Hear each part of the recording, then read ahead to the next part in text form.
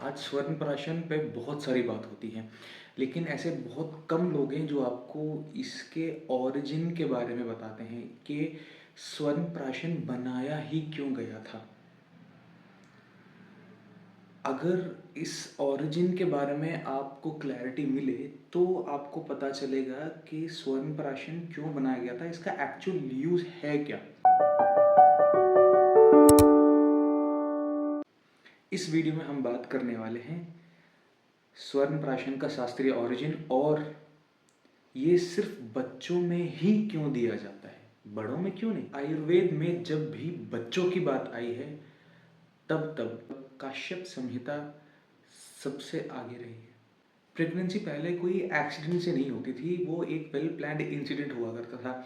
तो उस टाइम पे गर्भ जब धारण होता था तो उसको एक संस्कार के रूप में अगर हम बताएं तो गर्भ संस्कार किया जाता था। तो उस गर्भ संस्कार के कारण एक उत्तम संतान की प्राप्ति होती थी। इसलिए ही हम वीर पैदा हुए हैं इतने शौर्य के साथ में। आज भी हमें जब वो कहानियाँ सुनते हैं तो हमें लगता है कि क्या ऐसे लोग होते थे पहले। हाँ जी, बिल्कुल। आप ये समझो कि आप लिटरली प्लान कर सकते हो, राइट। तो वो गर्भ संस्कार की बातें होगी अलग से। वो गर्भ संस्कार करवाया जाता था। जो कंजेनिटल डिसीजेस आज बहुत ज़्यादा पाई जाती हैं उनकी जो रिकरेंस रेट थी वो बहुत ज़्यादा गिर जाती है, बहुत ज़्यादा कम हो जाती थी। नाभिनाल कर्तन के बाद जब स्वर्ण प्राशन दिया जाता था तब अलग अलग नक्षत्र के हिसाब से उसकी जो डोसेज है वो दी जाती थी। पर आज जो है पुष्य नक्षत्र पे है, क्योंकि ये कॉमनली ओपीडी में प्रैक्टिस की जाने वाली चीज़ है। जब आप ओपीडी में आते हैं तो एक सब के लिए इर्रिस्पेक्टिव ऑफ के वो कौन से राशि से हैं वगैरह वगैरह, आप पुष्य नक्षत्र एक चूज़ किया हुआ है। पुष्य नक्षत्र के अंडर में जब से वो पुष्य नक्षत्र रहता है उस दिन आप बच्चों को स्वर्ण प्राशन संस्कार दिया जाता है। तो ये जो नक्षत्र हैं उनका भी प्रभाव आपके जो बच्चों को स्वर्ण प्राशन दिया जाता है उन दवाइयों में देखने को मिलता है। नक्षत्र जो है दवाइयों पे या इंसानों पे और जितने भी जीव हैं उन सब पे एक अपना असर छोड़ के ही जाते हैं। और काश्यप संहिता बात करता है बच्चों में होने वाली सारी कंजेनिटल डिसीजेस से लेके उनको गर्भ में क्या क्या प्रॉब्लम हो सकती है।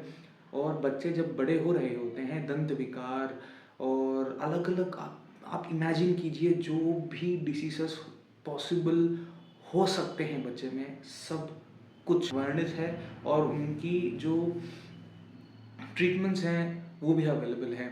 हाँ, बेशक के कंप्लीट फॉर्म में नहीं है काश्यप संहिता, इसके tips and bits he available हैं, ये ट्रुथ है। आप ये जानिए कि बच्चे को होने वाली बीमारी से लेके उसके ट्रीटमेंट्स, पंचकर्मा प्रोसीजर्स, मैक्सिमम चीज़ें सबके सब वर्णित हैं उसके अंदर। तो उनमें उस संहिता में एक छोटा सा वर्णन आता है स्वर्ण प्राशन का और उसके अलग अलग बेनिफिट्स बताए गए हैं। तो जब कोई रेफरेंस आप ये समझिए, जब कोई स्वर्ण प्राशन ये कह रहा है आपसे देने के लिए तो ये कोई मॉडर्न तरीके का कुछ इम्यूनिटी कॉन्सेप्ट नहीं है। ये संहिता से लिया गया, आयुर्वेद संहिता से लिया गया एक कॉन्सेप्ट है जो आपको एज इट इज देने की कोशिश की जा रही है। तो अगर हम इसके श्लोक की बात करें तो जो डिस्क्राइब करता है कि बच्चों को क्या बेनिफिट्स मिलेगा, कितने टाइम तक हमें वो स्वर्ण प्राशन देना चाहिए, वो कुछ ऐसे ऐसे जाता है। मासात् परममेधावी व्याधिर्भिर्नदिश्यते षड्भिर्मासे श्रुतधरः हेतन्मेधा अग्नि बलवर्धनम आयुष्यम मंगलम ग्रहापहम। तो इसके अगर बेनिफिट्स देखें तो मेधा को बढ़ाता है। अभी मेधा का मतलब अगर आसान भाषा में हम देखें तो जो बच्चे सीख रहे होते हैं, स्कूल में हैं, बाहर अपने आजू बाजू जो भी देख के अडेप्ट कर रहे होते हैं उन चेंजेस को, तो वो उन चीज़ों को जल्दी से सीख पाते हैं, ये उसमें एड करता है। तो इसे मेध्य कहा गया है। दूसरा स्मृति बल देता है। स्मृति मतलब अभी जो भी चीज़ वो सीख रहे हैं वो उसे अगर लंबे टाइम के लिए रिटेन करके समझ रहे हैं, समझ के उसको अच्छे से दिमाग में स्टोर कर पाए, रिटेन कर पाए, तो ही एक उत्तम मेमोरी का एक साइकिल बन पाता है। क्योंकि आप उस किसी भी चीज़ को सीखें, रिटेन करें और जब आप चाहें उसे वापस रिकॉल कर पाएँ, राइट। तो ऐसा नहीं होना चाहिए हाँ मैंने पढ़ा था बट अभी याद नहीं आ रहा है, उस साइकिल को तोड़ने के लिए ये हेल्प करता है स्वयंप्राशन। अगर तीसरे पॉइंट पर आए तो ये बल देता है, बल बढ़ाने वाला है। बल कौन सा? मानसिक बल और शारीरिक बल। तो आप इसको अलग अलग तरीके से भी ले सकते हैं। मानसिक बल इमोशनल कोशेंट भी अगर आप मान लें, EQ भी मान लें और IQ भी मान लें, वो भी सुधारता है। और अगर हम बात करें तो शारीरिक बल भी कैसे बढ़ाएगा कि वो इम्यूनिटी को स्ट्रॉन्ग करते जाएगा। तो बच्चों में क्या है, एक तो अगर मॉडर्न साइंस की तरफ जाएं तो ये दो अलग अलग इम्यूनिटी होते हैं कि एक इनेट इम्यूनिटी होती है, दूसरी अक्वायर्ड इम्यूनिटी बोलते हैं। इनेट इम्यूनिटी जो आपसे, आपके माता और पिता से जो बच्चे को मिलती है वो तो है ही।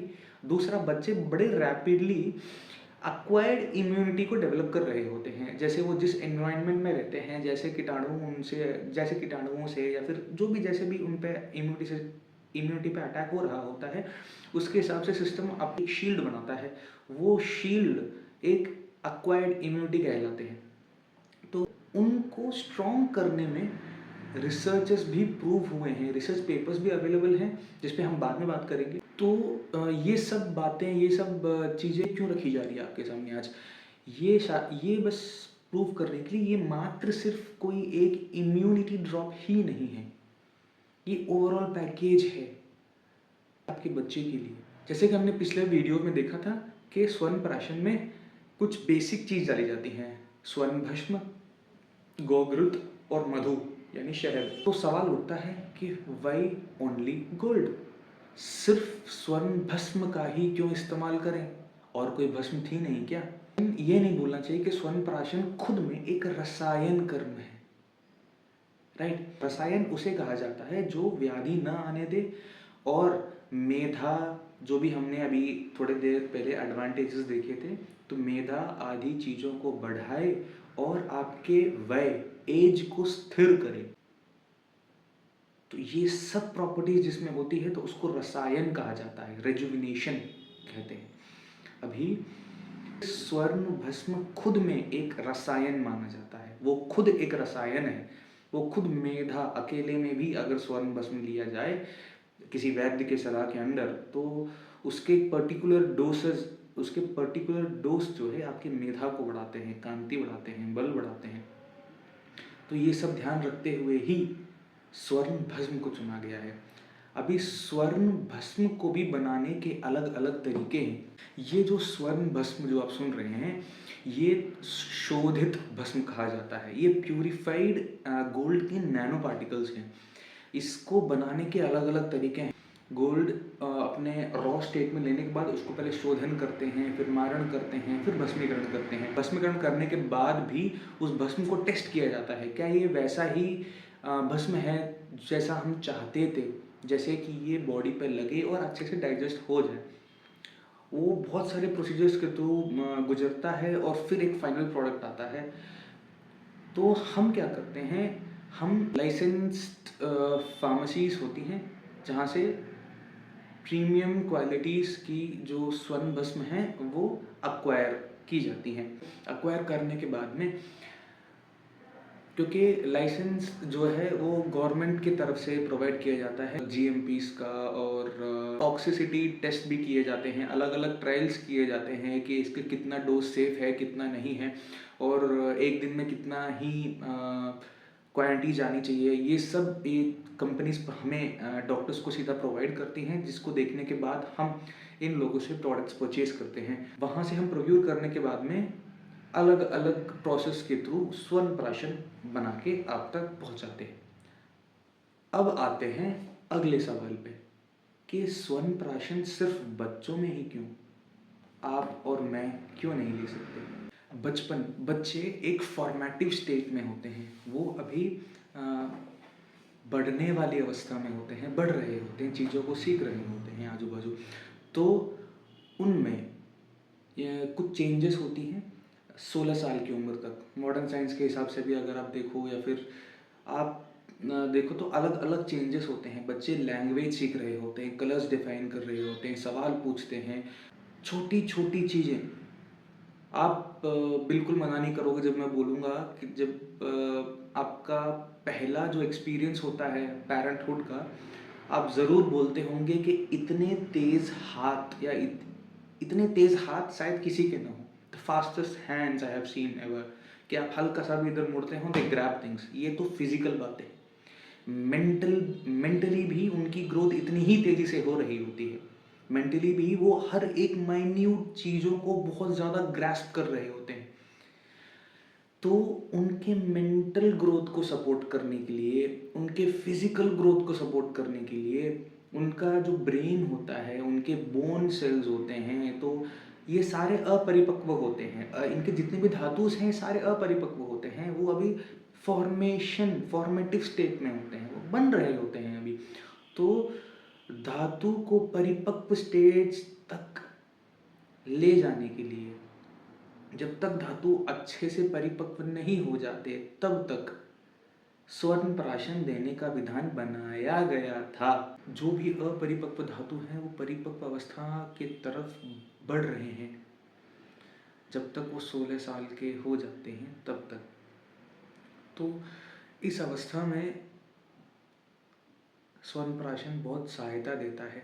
समझने वाली बात ये है कि आप बच्चों को स्वर्ण प्राशन दे के इनको शेप कर सकते हो। शेप कैसे किया जाएगा? उनके अंदर पर्टिकुलर गुण लाए जाएंगे। गुण वही जो थोड़ी देर पहले हमने जो एडवांटेज देखे थे, मेधा आदि। तो इसलिए इस वजह से, क्योंकि आप कुछ गुण क्वालिटीज़ बाहर से बच्चों में इंड्यूस कर रहे हो या बढ़ा रहे हो, उनको बल दे रहे हो, तो इस प्रोसेस को स्वर्ण प्राशन संस्कार कहते हैं, न कि स्वर्ण प्राशन इम्यूनिटी ड्रॉप्स, और न ही स्वर्ण प्राशन दवाई, चिकित्सा नहीं है ये। तो बच्चों को आप एक शेप में ला पाओगे। उनका मेंटल फिजिकल जो स्ट्रेंथ आप लाते हो वो बड़ों में नहीं ला सकते। क्यों? बिकॉज हमारी धातुएं पहले से ही परिपक्व हो चुकी हैं। वो एक जो फेस होता है वो इरिवर्सिबल होता है। इरिवर्सिबल बोलो या फिर once in a lifetime, obviously, right. सबका यही फेज होता है जब वो बड़े हो रहे होते हैं। वंस वो 16 साल क्रॉस कर चुके और अन्य तरीके हैं इम्यूनिटी बढ़ाने का या फिर प्रॉपरली किसी एक चीज़ पे काम करने का बच्चे के लिए, वो आप ज़रूर कर सकते हैं। बट एक बार धातुएं परिपक्व हो जाएं तो वो धातुएं परिपक्व हो गई हैं। तो रिक्वेस्ट ज़रूर रहेगी पेरेंट्स से कि once in a lifetime एक एक्सपीरियंस होता है बच्चों के लिए भी और पेरेंट्स के लिए भी, दोनों के लिए। ज़रूर एक अच्छे वैद्य से संपर्क करके आप स्वर्ण प्राशन दिलाना। और बात है कि आज के डेट में स्वर्ण प्राशन को मात्र एक इम्यूनिटी ड्रॉप की तरह ट्रीट किया जा रहा है। इससे डिसएडवांटेजेस ज़्यादा हैं। डिसएडवांटेज क्या है? अगर आपको इसका सही उपयोग इस्तेमाल ना पता हो, ओवर यूज़ करोगे। अंडर यूज़ या ओवर यूज़ दोनों करने से भी वो जो डिजायर्ड रिजल्ट है वो आपको नहीं मिलेगा। ठीक है। और पर्सनली स्वर्ण प्राशन को कमर्शियली भयंकर मिसयूज किया जा रहा है। अनवांटेड चीज़ें इसमें ऐड की जा रही हैं, आर्टिफिशियल फ्लेवर्स ऐड किए जा रहे हैं और प्रिजर्वेटिव्स की ज़रूरत भी नहीं है। प्रिजर्वेटिव्स भी मिल रहे हैं हमको। जस्ट वो अलग अलग फार्मेसीज हैं जो इसको एक अच्छे से लेबल करके एक प्रॉपरली वेल पैक्ड प्रोडक्ट बनाने के चक्कर में है, और वो चल रहा है मार्केट में। दिल्ली एनसीआर में तो बहुत ज़्यादा फैला हुआ है। जो प्रमोट कर रहे हैं वो सिर्फ इम्यूनिटी को ही प्रमोट किया जा रहा है सबसे आगे स्टैंड रख के। तो ये मात्र प्रोडक्ट को बाहर बढ़ावा देना ये सही नहीं है। तो एटलीस्ट आप याद रखिए कि स्वर्ण प्राशन हमेशा एक वैद्य की सलाह लेकर ही दीजिए। बने रहिए। अगर वीडियो अच्छा लगे तो शेयर कीजिए और लाइक कीजिए। बाकी अगले वीडियो में फिर मिलेंगे स्वर्ण प्राशन के साथ।